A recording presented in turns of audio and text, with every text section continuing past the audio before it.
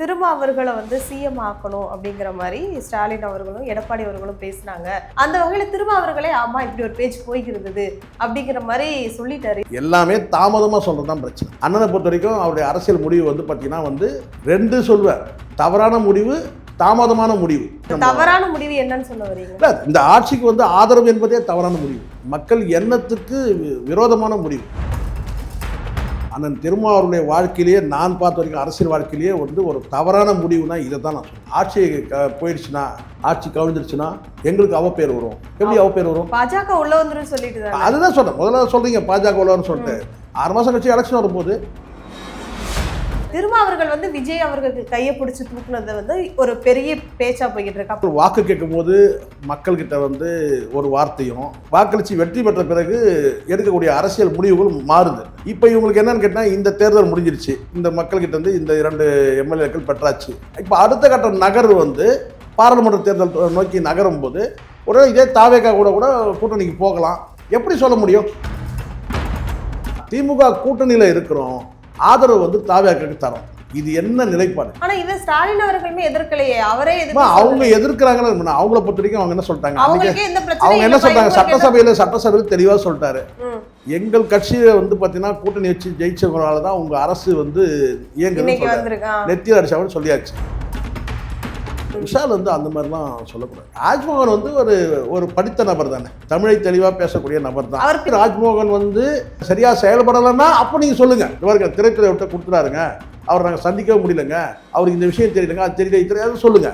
ஆனால் அதை விட்டுட்டு பொதுவாக பார்த்தீங்கன்னா தகுதி இல்லைன்னு சொன்னது அது வேற மாதிரி போயிடும். அது தப்பு. அது சாதிய கண்ணோட்டத்தில் போயிடும். அது தப்பு. அந்த நம்ம ஒரு கேள்வி கேட்குற மாதிரி ஆகிடும். அப்போ விஷாலுக்கு சாதிய கண்ணோட்டம் இருக்கா? நிம்மதி ப்ராப்பர்ட்டி மேனேஜ்மெண்ட், உங்கள் பழைய வீட்டை புதிய வீடாக மாற்றலாம் வாங்க.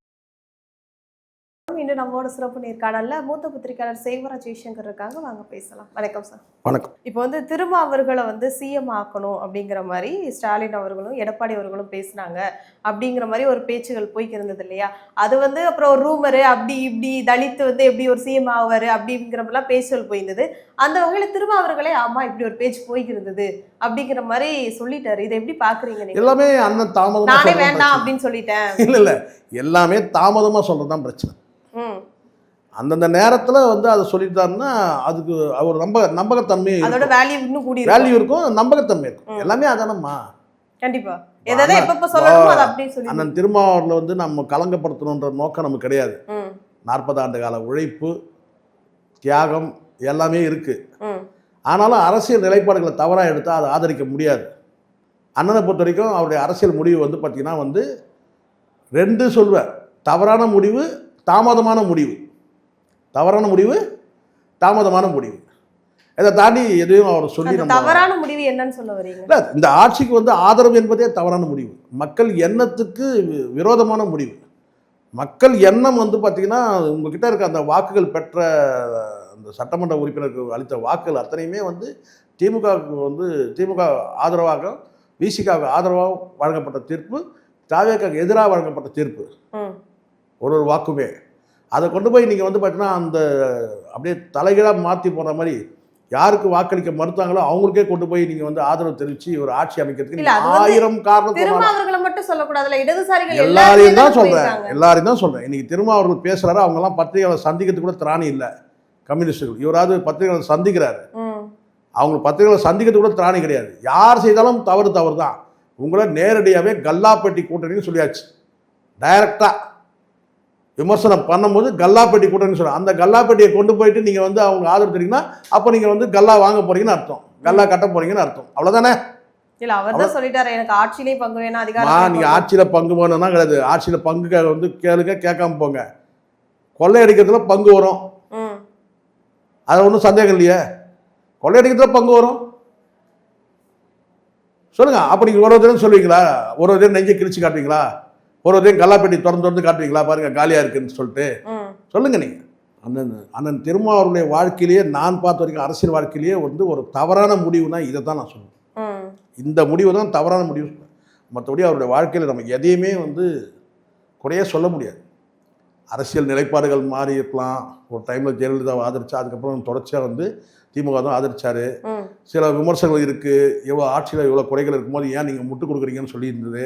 அப்போ கூட நம்ம சமாதானம் பண்ணிக்கிட்டோம். என்னென்னு கேட்டிங்கன்னா, இல்லை அண்ணனுடைய முடிவு சரிதான் அப்படின்னு நம்ம ஏற்றுக்கிட்டோம். அதெல்லாம் ரைட். ஆனால் இப்போ வந்து ஆட்சி போயிடுச்சுன்னா, ஆட்சி கவிழ்ந்துருச்சுன்னா எங்களுக்கு அவப்பேர் வரும்.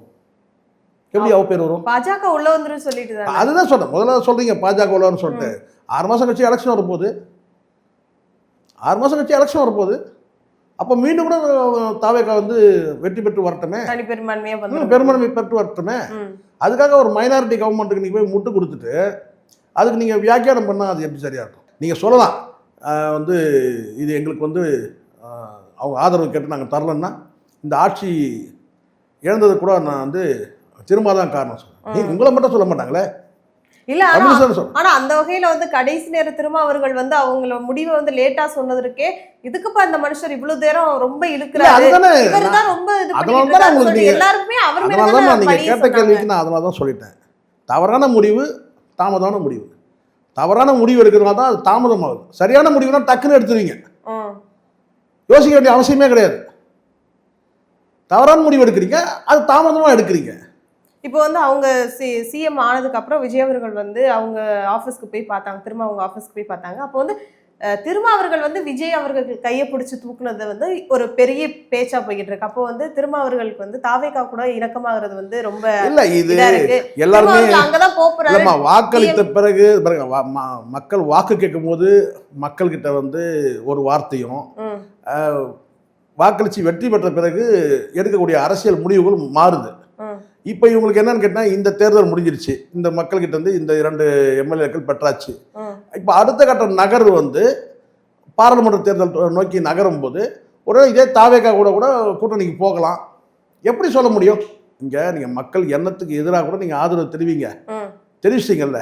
நீங்கள் என்ன செய்யணும் கேட்டால், இன்னிலேருந்து நாங்கள் திமுக கூட்டணியில் இல்லை, திமுக கூட்டணியில் இல்லை சொல்லு.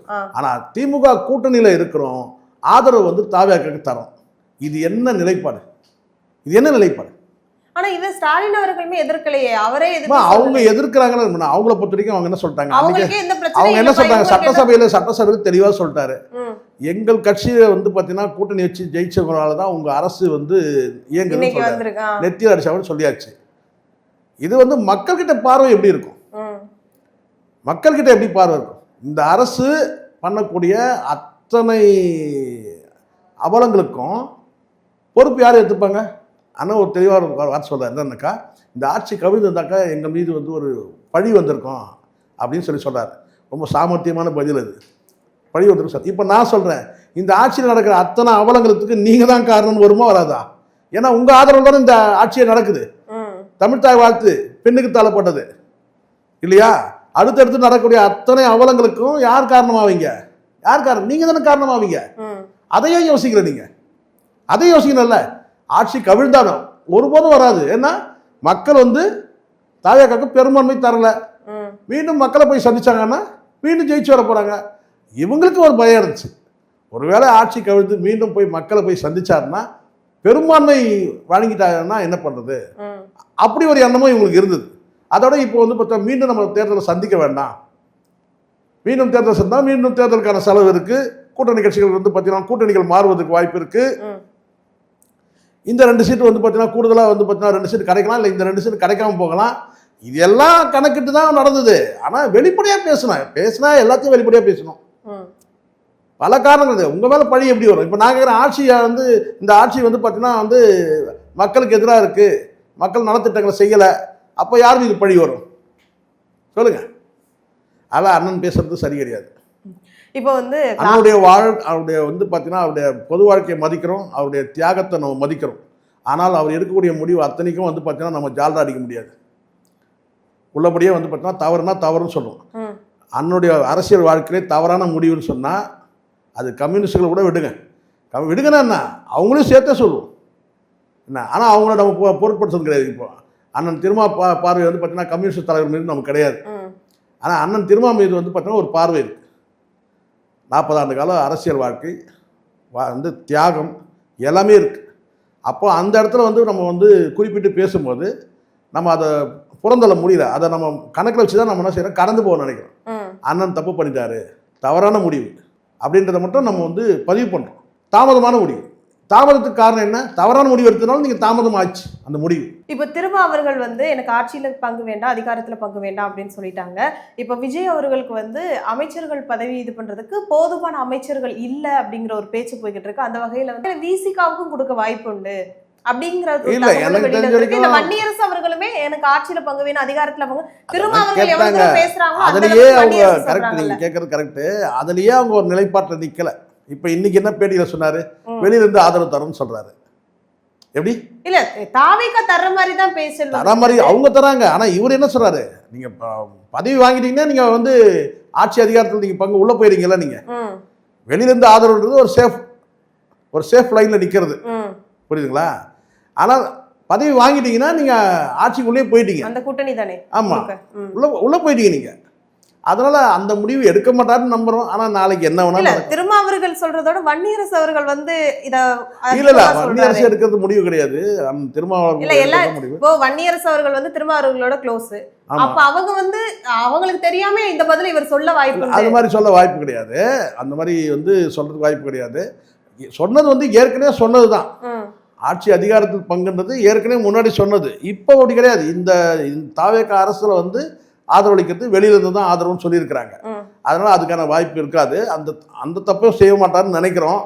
ஒருவேளை அப்படி அந்த தப்பையும் செஞ்சாருன்னா அப்போ டோட்டலாக கட்சியே இவர் கையில் இல்லைன்னு தான் பொருள். இப்போவே வந்து கட்சியோட பலவீனத்துக்காக தான் இவர் வந்து தாவேகாக்கு ஆதரவாக போனதே. ஏன்னா பல விமர்சனங்கள் வந்தது வச்சு தான் நம்ம பார்த்தோம். இதே ஆதரவு நான் சொன்ன வார்த்தைகள்லாம் பெரிய பெரிய வார்த்தைகள் என்னென்னா 20 பேர் தான் இருக்கிறாங்க, அங்கே கட்சியே எங்ககிட்ட தான் இருக்குது அப்படின்னு சொன்னது. ஸோ அதனால் இந்த சுச்சுவேஷனில் இவர் இப்படி இந்த முடிவு எடுத்ததே விமர்சனம் ஆகும்போது, ஆதரவு என்ற வெளியிலிருந்து ஆதரவுன்றதே விமர்சனம் ஆகும்போது, இன்னும் நீங்கள் மந்திரி பதவியெல்லாம் வாங்கினீங்கன்னா இன்னும் வந்து சிக்கலாகும். ஸோ காங்கிரஸில் என்ன நிலைப்பாடுன்னு நம்ம சொல்ல முடியாது. அமைச்சர் பதவி வாங்கட்டும், அப்புறம் அதை பற்றி பேசுவாங்க. இப்போ அமைச்சர் ராஜ்மோகன் அவர்களுக்கு வந்து திரைத்துறை விழாக்க ஒதுக்கணும்னா அதுக்கு வந்து விஷால் அவர்களும் சரி, விஷால் அவர்கள் வந்து எதிர்ப்பு தெரிவிச்சிருக்காரு. அவர் இது வந்து முதலமைச்சர் அது கண்டிப்பா போகணும், அவருக்கு வந்து இதுக்கு தகுதி இல்லை அப்படிங்கிற மாதிரி அவர் வந்து லாரன்ஸ் அவர்களுமே ஆதரவு கொடுத்திருக்காரு. இல்ல படிச்ச நானு விஷால் வந்து அந்த மாதிரிலாம் சொல்லக்கூடாது. அது அப்படிலாம் பார்த்தீங்கன்னா இன்னைக்கு நீங்க எடுத்துங்க, நீங்க காமராஜர் பீரியட்ல இருந்து எடுங்க, அப்படிலாம் ராஜ்மோகன் வந்து ஒரு படித்த நபர் தானே, தமிழை தெளிவா பேசக்கூடிய நபர் தான். அவர் பின்னாடியுமே சொல்லியிருக்காரு விஜய் அவர்கள் இருக்கட்டும், அப்படிலாம் கிடையாது. இங்க நீங்க அப்படிலாம் செய்ய முடியாதுங்க. ஒரு முதலமைச்சர்கிட்ட என்ன போர்ட்ஃபோலியோ வச்சுக்கிட்டோன்றத வந்து பார்த்தீங்கன்னா ஏற்கனவே ஒரு வழிகாட்டுதல் இருக்கு. என்னெல்லாம் இப்போ நான் கேட்குற வந்து முதலமைச்சர்கிட்ட திரைத்துறையை கொடுத்துருவீங்க, நாளைக்கு நீங்கள் ஒரு நிகழ்ச்சி விழா எடுப்பீங்க, அங்கே வந்து டான்ஸ் ஆடுவீங்க, அப்பப்போ அவர் வந்துட்டு இருக்க முடியுமா இருக்கிற வேலையை விட்டுட்டு? சொல்லுங்க. முதலமைச்சர் பொறுப்பு எவ்வளோ பெரிய பொறுப்புமா? உள்துறையை நிர்வாகம் பண்ணக்கூடியவர்கிட்ட வந்து பார்த்தீங்கன்னா நீங்கள் இந்த துறையை நீங்கள் வச்சுக்கலாம் அப்படிலாம் சொல்ல முடியாது. உள்துறை பொது நிர்வாகம் எவ்வளோ வேலை இருக்குது தெரியுமா? அதில் எவ்வளோ ஃபைல்ஸில் கையெழுத்து பண்ண தெரியுமா? அதெல்லாம் இவங்க முடிவு பண்ண முடியாது. அதெல்லாம் தப்பு. நீங்கள் செயல்பட்டு ராஜ்மோகன் வந்து சரியாக செயல்படலைன்னா அப்போ நீங்கள் சொல்லுங்கள், இந்த மாதிரி திரைத்துறை விட்ட கொடுத்துட்டாருங்க, அவர் நாங்கள் சந்திக்கவே முடியலங்க, அவருக்கு இந்த விஷயம் தெரியலங்க, அது தெரியாது சொல்லுங்கள். ஆனால் அதை விட்டுட்டு பொதுவாக வந்து பார்த்தீங்கன்னா வந்து தகுதி இல்லைன்னு சொன்னது வந்து அது வேற மாதிரி போயிடும். அது தப்பு. அது வந்து சாதிய கண்ணோட்டத்தில் போயிடும். அது தப்பு. அந்த நம்ம ஒரு கேள்வி கேட்குற மாதிரி ஆகிடும். அப்போ விஷாலுக்கு வந்து சாதிய கண்ணோட்டம் இருக்கா? எந்த அடிப்படையில் நீங்கள் சொல்கிறீங்க? அப்படி பார்த்தா இதுக்கு முன்னாடி உள்ள அத்தனை பேரை நான் சொல்கிறேன், எத்தனை அமைச்சர்கள் இருக்கிறாங்க. நான் சொல்கிறேன் காமராஜர் காலத்துலேருந்து இருக்கு. எல்லாருக்கும் அந்தந்த துறை நிர்வாகம் பண்ணும்போது பார்த்தீங்கன்னா அந்த தொழில்துறை சார்ந்தவங்களா இருக்கிறாங்க. சொல்லுங்க பார்க்கலாம். அப்படிலாம் சொல்ல முடியாது. இல்ல அப்படி பார்த்தா ராஜ்மோகன் அவருமே திரைத்துறையில இருந்தவர் தானே. நான் திரைத்துறையில இருக்கிறாரு இல்லைன்றது நீங்க அனுபவம் இல்லைன்ற அந்த எப்படி வருவீங்க? நீங்க எப்படி சொல்வீங்க? அது தப்பு. அது விஷால் சொல்றது தப்பு. நீங்க செயல்படுத்தணும், ஒரு 6 மாசம் செயல்படுத்தணும். இல்லைங்க இவர்கிட்ட இந்த துறை இருக்கு, அந்த துறையை கவனிக்கிட்டே இல்லைங்க நிர்வாகம் பண்ண, அப்படி சொன்னா பரவாயில்ல. வந்ததுமே அது இது தப்புமா? அது விஷால் சொன்னது தப்பு. அது யார்கிட்ட வேணாலும் நீங்க சொல்லிக்கோங்க. நியாயமா இது விஷால் சொல்றது வந்து கருத்து நியாயமா? கிடையாது, தப்பு. அது ஒரு துறை குறித்து நான் சொல்கிறேன். பொதுவாக யாருக்குமே அனுபவம் இல்லை, யார் எப்படி செயல்பட போகிறாங்கன்னு தெரியல, அப்படி சொல்கிறது வேற. திரைத்துறையை வந்து அவர்கிட்ட கொண்டு வந்தீங்களா, அவருக்கு தகுதி இருக்கான்னு சொல்லி கேட்கறது அது தப்பு. அது அந்த அந்த கேள்விக்கே போகக்கூடாது. 19 சொல்லுங்க. யாருக்குமே அனுபவம் இல்லை, அப்போ அனுபவம் வரும். 6 மாதம் பாருங்க, 6 மாசம் செயல்பாடு சரியில்லைன்னா அப்ப சொல்லுங்க ம். இல்லையா? அதானே உண்மை.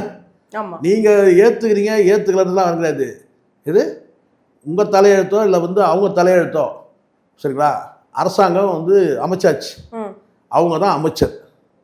நீங்க ஏத்துக்கிறீங்க தகுதி இல்லைன்னு சொன்னீங்க, அதை பத்தி இங்க கவலையே கிடையாது. ம்.